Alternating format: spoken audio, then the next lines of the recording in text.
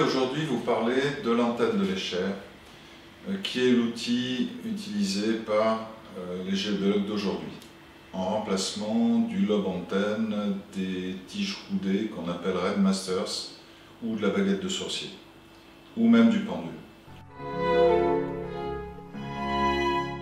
Donc l'antenne de Lécher découle des découvertes du physicien allemand Ernst Lécher, qui est né en 1856, qui est décédé en 1926.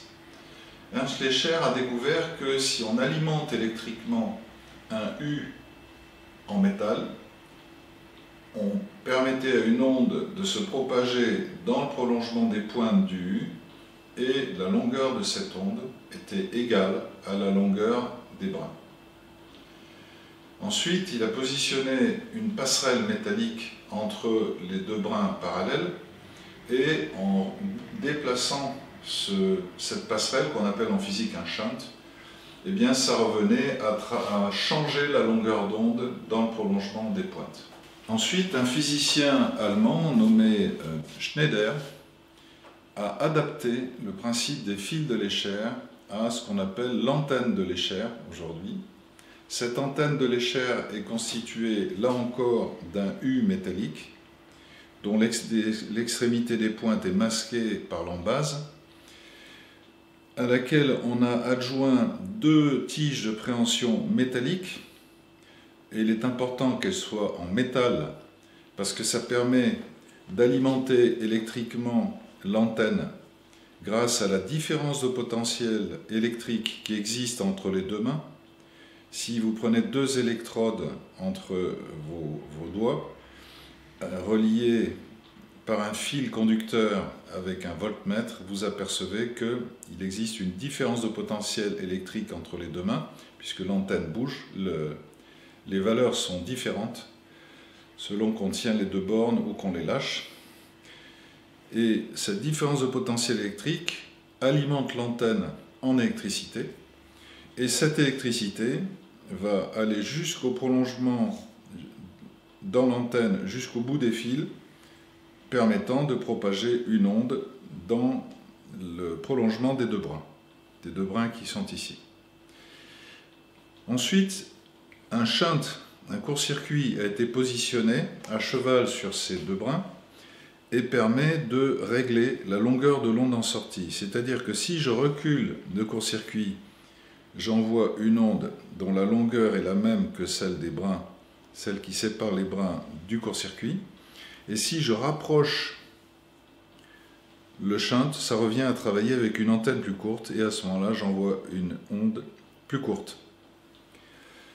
En fait, c'est le principe de la radio, de nos ancêtres, où on changeait les ondes en tournant un bouton.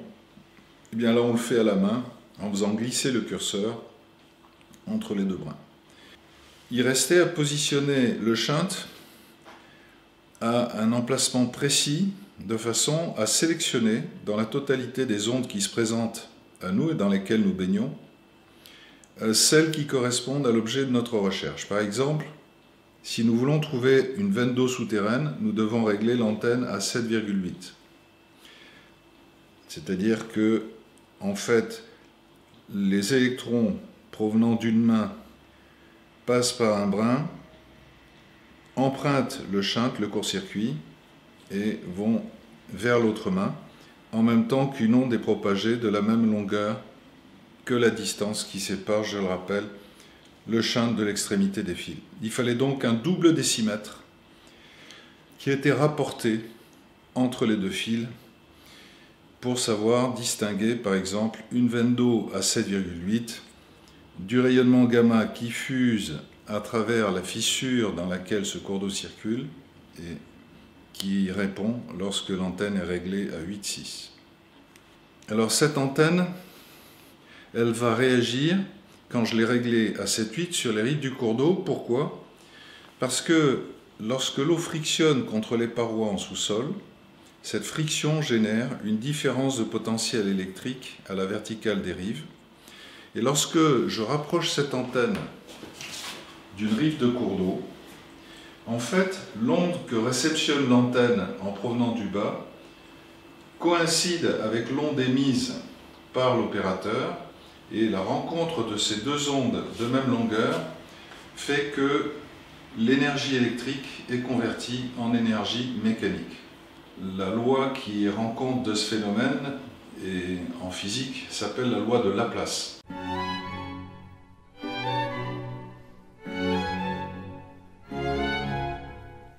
Alors je ne me suis pas positionné au hasard, je me suis positionné à côté d'une vanne d'eau souterraine pour vous faire une petite démonstration.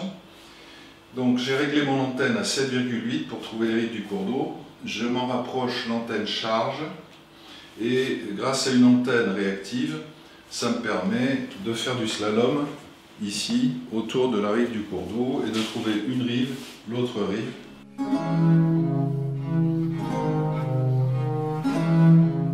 Une fois que j'ai localisé le cours d'eau,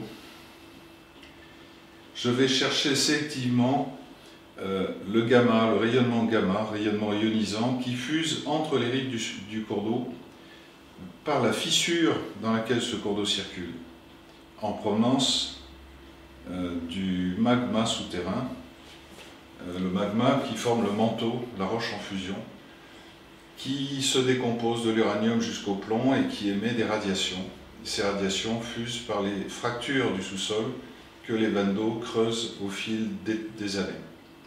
J'ai d'ailleurs été guide de grotte de Bétarame durant mes études, durant l'été, et je me suis rendu compte que le cours d'eau avait creusé 80 mètres de dénivelé entre le tertiaire et le quaternaire, la visite des grottes de Bétarame se terminant par une promenade en barque avec 800 mètres de roche au-dessus de la tête. Donc ces cours d'eau en circulant emmènent des matériaux en même temps que des fissures apparaissent à la verticale, et c'est par ces fissures que passent les radiations en provenance du magma en fusion. Je rappelle que ce magma est en fusion du fait d'une cascade de désintégration radioactive qui va de l'uranium au plomb. Donc l'uranium se transforme en francium, protactinium, astate, radium, radon 222, polonium, bismuth. Donc on passe de 92 protons qu'est l'uranium à 82 protons du plomb. Le plomb étant la dernière étape de la désintégration radioactive.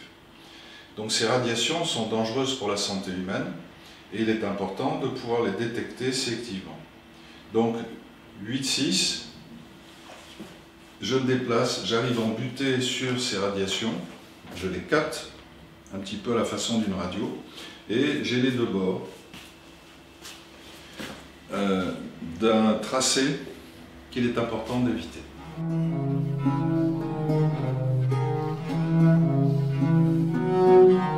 Alors, l'école française de géobiologie ajoute à l'antenne de l'Escher une tige de polarité, une tige polarisée, qui permet de faire demi-tour à l'aiguille de la boussole lorsqu'on lui présente un côté plus, et au contraire, qui attire l'aiguille de la boussole lorsqu'on lui juxtapose une composante négative.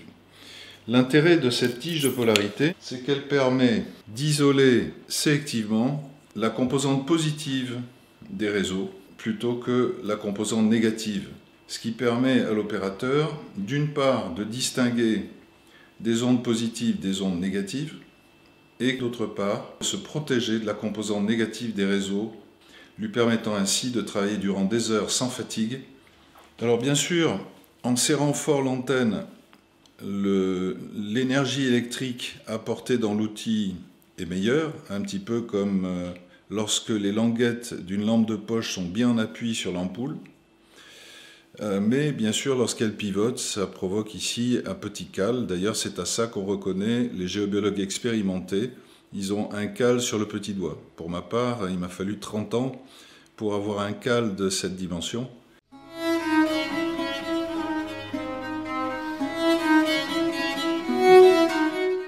Alors, si vous voulez apprendre le maniement de l'antenne de l'Escher et les différentes longueurs d'onde qui vous permettent de faire une expertise géologique en prenant en compte non seulement les vannes d'eau souterraines, mais également les radiations gamma, la radioactivité en détection avant de la mesurer avec des outils scientifiques, le réseau Hartmann qui est électrique, les cordes du grand réseau diagonal de nature électrique, le réseau Curie de nature magnétique, les cheminées cosmotelluriques, notamment les 3 familles de cheminées cosmotelluriques, les vortex, etc., etc.